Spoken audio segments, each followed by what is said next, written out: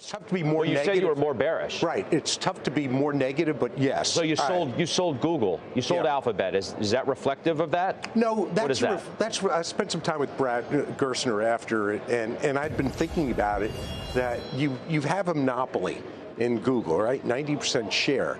So Microsoft, brilliant coming out. It's not prime time ready. I listened to one of the founders of ChatGPT. They're rolling out more and more products. So that's enough for advertisers in an already weak advertising market to say, you know what, we're not paying monopoly prices anymore because now we've got a legitimate contender, which is Bing. So I believe that is going to pressure Google already, and Google has not launched products. So there aren't many monopolies in tech that survive the test of time. Google's, I think, on borrowed time in that regard.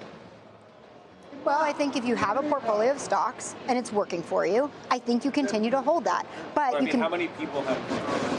What does that mean?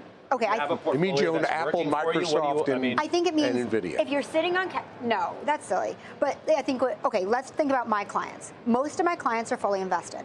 And what are their portfolios doing for them? First of all, they have long-term capital gains, right? Why pay the tax bill? We all know that over the long run, the market's going up. If you're a trader and you're being cute, right, or if you're a trader, I shouldn't say if you're a trader, like maybe you don't buy stocks now. But what am I doing? I'm sitting on some cash, but I'm mostly invested. And why am I sitting on some cash? Because I think this market is going to reward patience and give me better entry points on the stocks that I want to buy. But would I cut off my nose to spite my face and sell the whole portfolio? Absolutely not. And by the way, we cannot forget that this market is still at 5%. And I agree with that, by the way. I agree. Don't sell what you have. Don't pay taxes. Paying taxes, you're betting market's going down another 30. I know, but are you supposed to be more negative today because you're worried about the regional banks and they should you don't think they should have hiked? Or are you supposed to be more positive? Hang on. Are you supposed to be more positive because you think the Fed's at the end of its hiking cycle? I think you are doing your homework right now. Right, and getting ready. And I think you're getting more positive. So I'll give you a perfect example. You may recall that last November, we were having a bank discussion, and I said, I'm looking at Truist and I'm looking at PNC, but I'm not buying them now because we all know that interest rates are going up, and those share prices haven't accounted for the change in net interest margin that's coming when they need to pay more for deposits. So where am I today? I'm still looking at them. I haven't bought them yet. I don't know when the time is, but I know that massive opportunity is being created both in the banking sector and in other segments of the market. We're seeing huge bifurcations. So now what you're doing is you're getting excited and you're doing your homework and you're putting yourself in a position to buy stocks when they hit the right prices.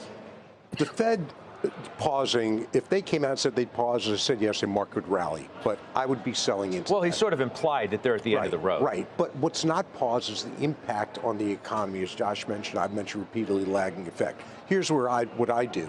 Yeah, you have your shopping list, but as I've said many, many times, I'd rather miss the first 10% rally instead of losing money and taking the next 20% down. So you have tremendous alternatives you haven't had in 15 years. And that's 4 to 5% in fixed income and credit. You're going to get monstrous conditions and you're seeing them already. Well, no, and that's what Gundlach was talking about yesterday too, right? You can get higher interest rates by a lot. Yep. Thanks to the 500 basis point increases that you've got. You can get bills at 5.2% for a couple months. Yep. The 2-year Treasury's fallen 100 basis points. In terms of, I bought a Wells Fargo CD 2 months ago at 5.3%. I bought 6 and 2 month paper near 5%. But see, that's why, Josh, the 25 on its face doesn't mean anything. 25 in total to get you to 500 basis points in a little more than a year, especially when you have banking issues that feel unsettling. That's everything, because it just underscores the alternative that exists today to equities if you don't want to have the risk.